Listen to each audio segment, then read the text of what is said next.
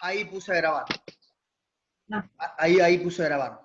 Recién ahora, gracias. Avísenme siempre, si a ustedes les parece, porque a mí me aparece si estoy grabando o no, pero la verdad es que a veces no, recién, es recién mucho, apareció. es mucho para mí todo esto. Bueno, decíamos, hablamos del texto estamos en el mismo contexto histórico, estamos hablando de la década entre 1870 y fundamentalmente 1880-1890, ¿sí? Lo que nosotros llamamos la inmigración masiva, ¿no? Pero también la inmigración masiva por el gran aluvión de inmigrantes que provienen de ultramar, ¿sí? De los países europeos, fundamentalmente de Italia y de España, no fueron los únicos, pero fueron los dos contingentes migratorios más numerosos que llegaron, pero también, al mismo tiempo, esas décadas, la de 1870, 1880, 1890, nos está marcando también todo un contexto histórico que tiene que ver con la conformación del Estado Nacional, que tiene que ver con la inserción de Argentina en la economía mundial con el modelo agroexportador, ¿sí? Entonces, estamos dentro de todo ese contexto que estamos viendo nosotros. Entonces, un poco el texto que vamos a ver ahora tiene muchos puntos en común con lo que estuvimos charlando en la clase pasada, con el texto de Fernando Devoto, trata sobre fundamentalmente la construcción de la nacionalidad, ¿sí? La construcción de la nacionalidad argentina. Ahora ya con una preocupación por parte de las élites políticas de que producto de esa gran inmigración que había llegado a Argentina, se corría como cierto riesgo de terminar tergiversando la idea de esa nueva nación moderna que iba a ser Argentina, ¿sí? Dicho de otra manera, lo que estaba ante los ojos de la élite política era una especie de Argentina cosmopolita, un territorio donde convivían una diversidad de culturas muy importante que de hecho hasta excedía a, a las culturas europeas, ¿sí? Entonces, bueno, está esta idea de poder nacionalizar. El texto de Fernando Devoto nosotros nos centramos fundamentalmente en las escuelas, ¿sí? En la política educativa que se llevó adelante para terminar con ese cosmopolismo y para poder construir al ser nacional argentino a partir de las escuelas, ¿no? Fundamentalmente con esa pedagogía patriótica a partir de Ramos Mejía, ¿no?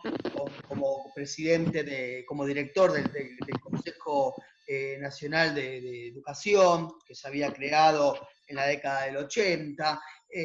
Y ahora nosotros vamos a hablar algo de la educación y demás, la educación en el término de institución escolar, pero también la idea es poder ampliar esto, como lo hace justamente Lidia Bertoni, y ver justamente esa política educativa que se llevó adelante fuera de las escuelas, fundamentalmente con las celebraciones patrias, ¿sí? Con los actos, con las efemérides, ¿sí? Que no son nada nuevo las efemérides, de hecho las efemérides prácticamente tienen el mismo recorrido que la revolución y la independencia misma, ¿sí?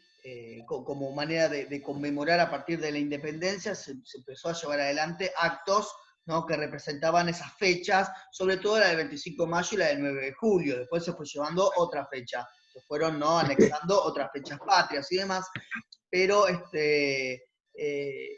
tipo de acto que se hacía en la década de 1810, en la década de 1820, no va a tener nada que ver con esto que vamos a ver nosotros de la década de 1880, ¿no? Y el texto, comparto pantalla con ustedes, y el texto va a marcar el punto de partida, porque lo que hace la autora es seguir el desarrollo y la evolución de las celebraciones patrias a partir de cómo aparecía en la prensa, ¿sí? Digamos, ella cómo sigue lo que representaban las celebraciones patrias en la calle, ¿sí? No en las escuelas. Eh, Justamente un eje para poder seguir los diferentes momentos de las celebraciones patrias o justamente cómo aparecían en la prensa. Entonces, el texto arranca con esto muy particular, ¿no? Está hablando de un director de una escuela que es Pizzurri, ¿sí? Pablo Pizzurro, pedagogo muy conocido, que de hecho, ¿no?, la biblioteca del maestro se conoce con el nombre de Pablo Pizzurro, ¿no? Entonces, en un periódico del 25 de mayo de 1887, saca esta noticia, ¿no? Está hablando de Pizzurro, dice, cumplió el día 24, estamos hablando de mayo, con ese deber cívico de patriotismo. Reunió a los niños de escuelas y les explicó el acontecimiento glorioso que la patria celebra. Es decir, le explicó a los pibes, a los chicos de la escuela primaria, ¿no?, la celebración del 25 de mayo. Seguido lo condujo al patio y en donde había enarbolado una bandera nacional ante la cual los niños declararon versos patrióticos. Luego todos cantaron el himno nacional, ¿no? La fiesta fue verdaderamente hermosa. Entonces, un poco la pregunta es, bueno, ¿qué tiene esto? Un acto en una escuela que parece ser algo como rutinario, algo común, algo normal, ¿sí? Cerca del 25 de mayo, bueno, sobre todo en estos cánticos patrios, ¿no? Muy común en estos recitados en el siglo XIX, pero sobre todo enarbolar la bandera y que cantan el himno nacional. En realidad no tendría que tener nada de exclusivo, ¿no?, ni nada para destacar, pero sin embargo, para 1887 no era un acto habitual en las escuelas, ¿sí?, este tipo de ritual.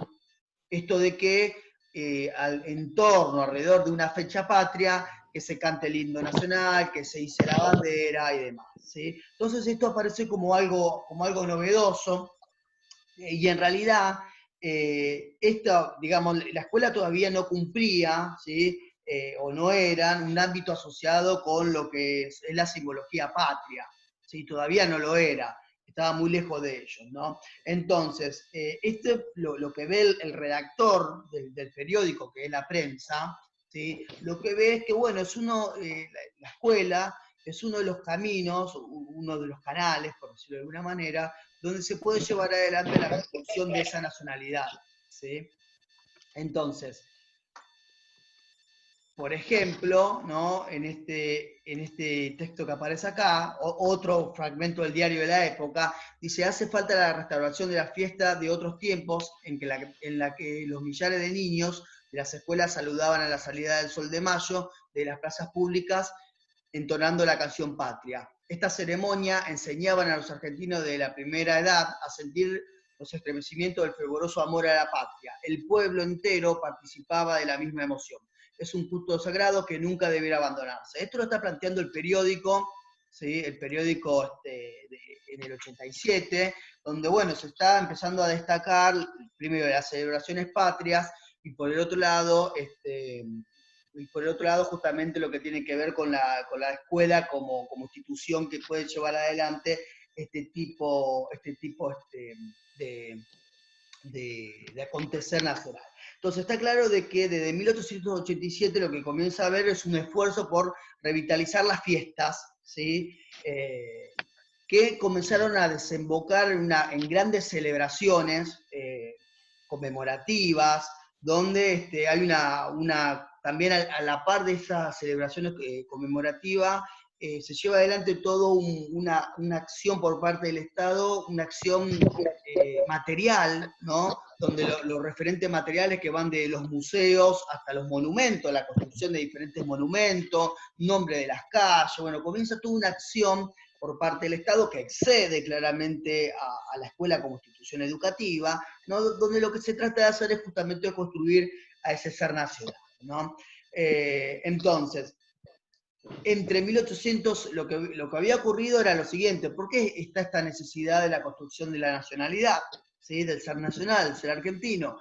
Si en realidad las efemérides y las celebraciones patrias ya estaban antes de 1880, ¿sí? Pero bueno, lo que está ocurriendo es justamente lo que nosotros ya hemos visto en el otro texto y que aquí nuevamente comienza a destacarse, ¿no? Lo que se observa es que en la década del 80, ¿sí?, en la década del 80, hay una transformación de la sociedad argentina muy importante, producto de ese gran aluvión migratorio que había llegado, ¿no?, a partir de 1881 hasta 1890, que comienza una crisis, pero que después va a retomar. Entonces hay una transformación muy profunda, ¿no? Y capaz que también demasiado rápido lo que plantea la autora.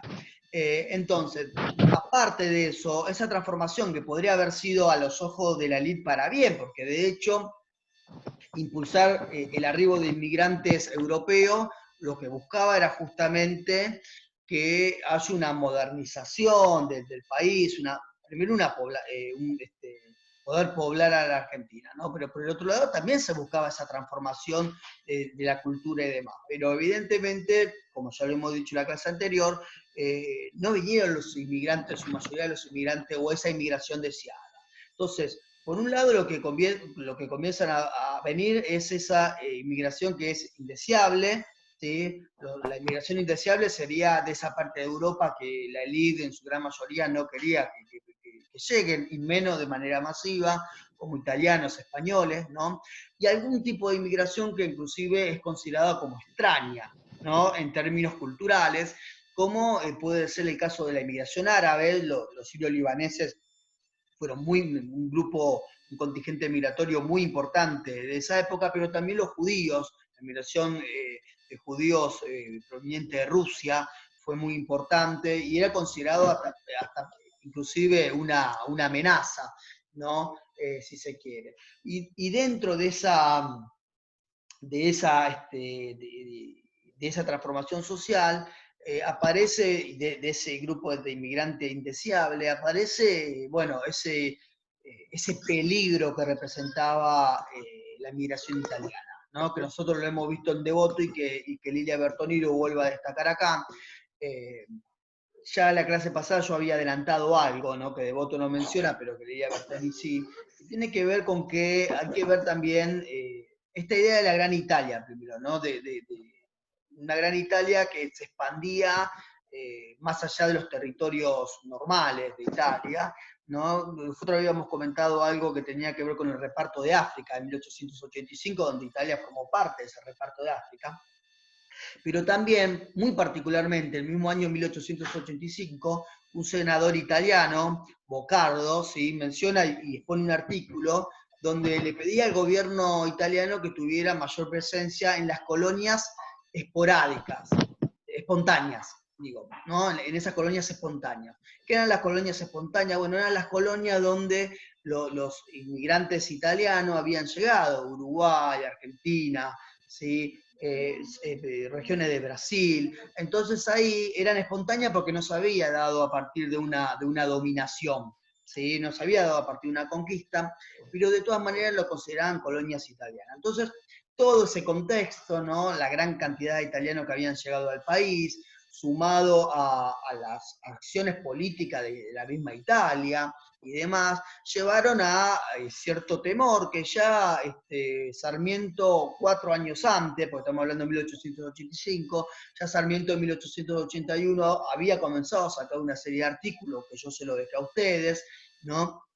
Que tenía que ver ya con ese temor. Si bien Sarmiento planteaba justamente, y sobre todo la cuestión educativa, cuestionaba, ¿no? Que las escuelas étnicas, que era esto de enseñar italianamente, ¿no? Pero al mismo tiempo cuestionaba el Congreso Pedagógico Italiano que se había llevado adelante en Buenos Aires antes del Congreso Pedagógico Nacional que se llevó en el país, ¿no? A partir de ese cuestionamiento y demás, detrás de todo esto también está el temor expresado en Sarmiento de, bueno, de esta especie de dominación, si se quiere, cultural en un país que se estaba conformando como Argentina por parte de la cultura italiana, ¿no?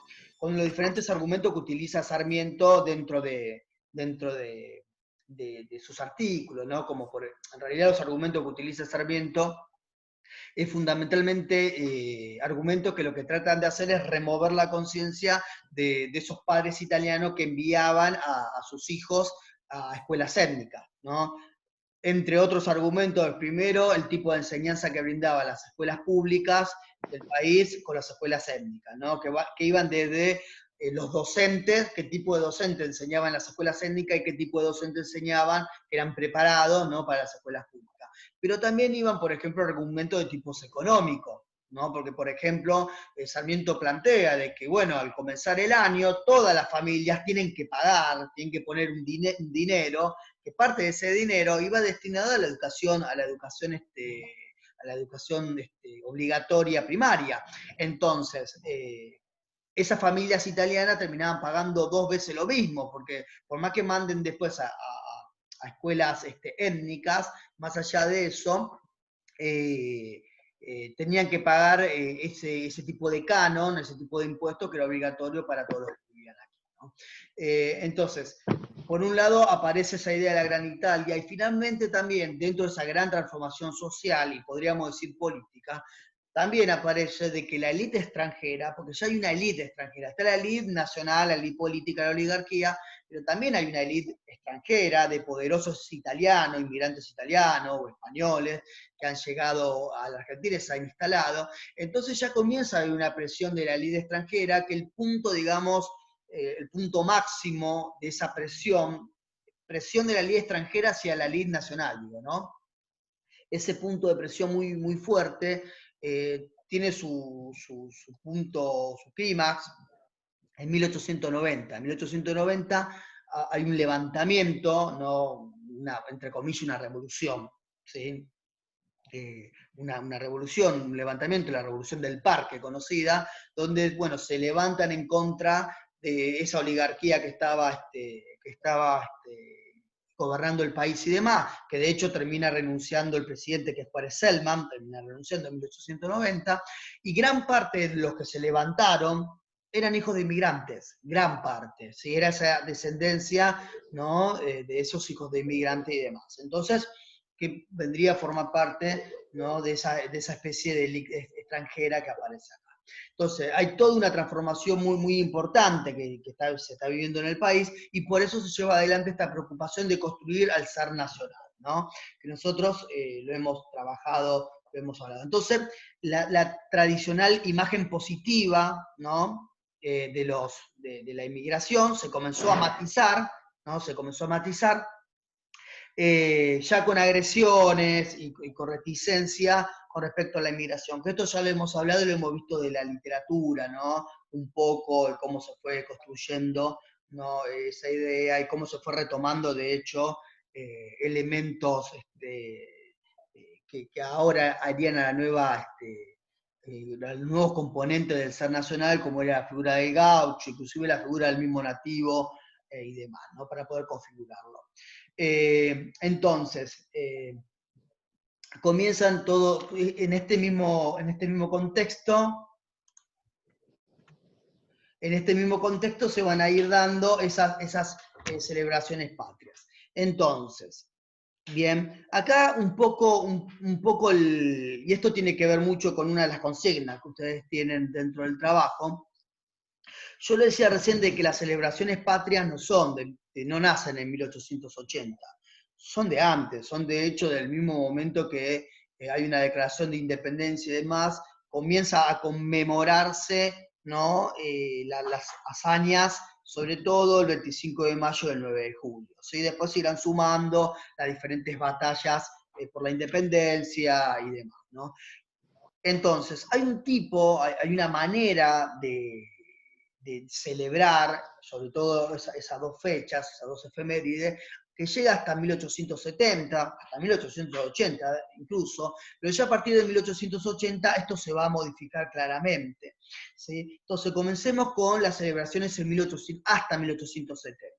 Las celebraciones patrias hasta 1870, que eran realmente muy esperadas, eran fiestas claramente populares, ¿sí? Donde estaban centradas se asemejaba mucho a los carnavales y estaba muy vinculado con esto de la diversión o el entretenimiento del público. ¿Sí? Era lo que intentaban llevar adelante estos tipos de fiestas, ¿no? Entonces, de hecho, era hasta tal punto que se buscaban estas diversiones y demás, que en los programas de lo que se iba a hacer en la celebración o durante la celebración, aparecían, digamos, carreras de sortija, palos enjabonados, diferentes juegos, ¿no? Que ofrecía, digamos, a ese público. que tenía que ver justamente con el esparcimiento y demás, ¿no? Por ejemplo, ¿no? Esto también, periódico de la época, fíjense, esto nos caracteriza nos permite representar lo que eran la fiesta patria hasta 1880. Y se llegó por fin el 25 de mayo con gran contentamiento los pirotécnicos y los muchachos. A medida que se van acercando los días de mayo, véase dibujo en todos los rostros la alegría. El guarango, a la par del pilluelo y del payaso, son los héroes de la fiesta. Fíjense en estas tres figuras que aparecen, ¿no? Guarango, pilluelo, payaso. Para el pueblo el payaso es el todo de las fiestas mayas. Sin payaso no hay alegría, no hay festejo, no hay fiesta patria posible. Desde el amanecer del día 22, todo el pueblo abandona sus casas y se desborda en las plazas, en las tiendas, en los bazares, bueno. ¿No? Pero esto es un poco la figura que aparece, aquí, ¿no? Donde hay también un elemento muy, muy importante que marca el texto, donde por ejemplo, la ornamentación en realidad era muy libre y por lo tanto, digamos, no era celeste y blanco, estaba el celeste y blanco, los colores patrios, pero estaba adornada con flores que se contraponían, ¿sí? Es decir, era realmente una mezcolanza de colores, ¿sí? Y de ornamento, que era realmente muy libre, pero aparte de eso, por ejemplo, daba muy poco lugar, digamos, a lo que uno conoce como las fiestas patrias, ¿no? Como un ejemplo de eso es cuando la autora plantea, tomado de uno de los periódicos, ¿no? que relata a esos pobrecitos, dice esos pobrecitos de la escuela del Estado, si está hablando de alumnos, ¿no? Que van tiritando de frío, y que se ponen al pie de la pirámide de Mayo y que comienzan a recitar el himno nacional, pero que no lo escucha nadie. ¿Sí? Mientras están justamente comentando el himno nacional, están cantando el himno nacional y demás, está el payaso pegando alaridos, hay un acróbata que va subiendo, ¿sí? No es que hay un respeto, una formación, ¿no? Con respecto al himno nacional y demás, sino que el himno nacional en este caso formaría parte, entre otras cosas, ¿no? De todo un elemento de congregación que iba más allá de los actos como nosotros lo conocemos, las celebraciones. Voy a terminarlo de práctica, a ver si puedo. O las celebraciones patrias como nosotros la conocemos, decía, ¿no? Y que tenía que ver más que nada con este esparcimiento social, ¿no? Muy próximo a los carnavales, ¿no? Los tan ansiados carnavales que fueron en el siglo XIX como expresión popular, ¿no? Esto va a comenzar a cambiar por completo a partir de la década del 80, sobre todo el año 1881, ¿sí? El año 1800, primero, porque ya en un ratito se va a cortar y ingresamos con el mismo link, pero como para poner así bien en claro las dos comparaciones. A partir de la década del 80, lo que comienza a ser la fiesta es mucho más oficial, ¿sí? Está mucho más controlada, sobre todo por el Poder Ejecutivo, ¿no? Está presidida por el Gobierno Nacional. Tengamos en cuenta que a partir de 1880, la ciudad de Buenos Aires pasa a ser la capital federal de manera definitiva. Así que recién en 1880. Entonces, lo que comienza a ver, también tengamos en cuenta de que se está comenzando a consolidar el Estado Nacional. Acá tenemos la primera presidencia de Roca. ¿Sí? Entonces, está la conquista del desierto, hay un montón de hechos que se van dando, y entre esos hechos, claramente, y ante ese contexto, ¿no? De la inmigración masiva, que también habíamos hablado y demás, el Estado Nacional toma cartas en el asunto y comienza ahora a controlar las celebraciones patrias en la calle. ¿Sí? Y el ejército, que nunca estuvo, digamos, marginado de las fiestas patrias, porque de hecho las fiestas también eran súper populares, el ejército tenía, estaban, digamos, estos juegos de artificio, y estaba el ejército que también y demás, ahora la militarización del ejército va a ser, del acto, perdón, va a ser muy importante. ¿Sí? Los actos van a empezar a tener un componente de lo militar muy, muy importante, van a estar completamente organizados, la figura del payaso, el pilluelo y demás, se va a hacer a un costado, ¿sí? La participación popular se va a delimitar a ser espectadores, ¿sí? Ya no van a formar parte activo de esas fiestas populares, ¿no? Y la ornamentación va a ser mucho más solemne, como quería ser ese Estado moderno. ¿Qué queremos ir con una ornamentación mucho más solemne? Bueno, las banderas celeste y blanco, ¿no? Puesto en lugares estratégicos, ¿no? Poder, la parte del cabildo, fundamentalmente la Plaza de Mayo va a ser el lugar, el epicentro, digamos, de esas celebraciones. José, Sí. pida que apaguen los micrófonos porque lo escucho muy mal. Bueno, ¿pueden cortar el micrófono, por favor? Disculpe, profe, creo que usted lo puede desactivar desde ahí. Bueno. Bueno, ahora ya estamos por cortar. Cuando volvemos, desactivo, si les parece, porque queda un minutito, ya se corta. ¿Sí? Bueno, ahora ya se está por cortar. Sí, se escuchaba mucho ruido, ¿sí? Ahora me fijo cómo democráticamente y autoritariamente corto el sonido a todos. No hay ningún problema. Así, un poco la idea es que lo corten ustedes y que ustedes cuando quieran agregar algo, preguntarlo, lo activen, sin ningún problema con respecto a eso. Bueno, ya se corta. Esperen que dejo de compartir acá la pantalla porque no los veo a ustedes. Ahora sí los veo a ustedes. Bueno, ahora se corta, entramos con el mismo link. Dejo de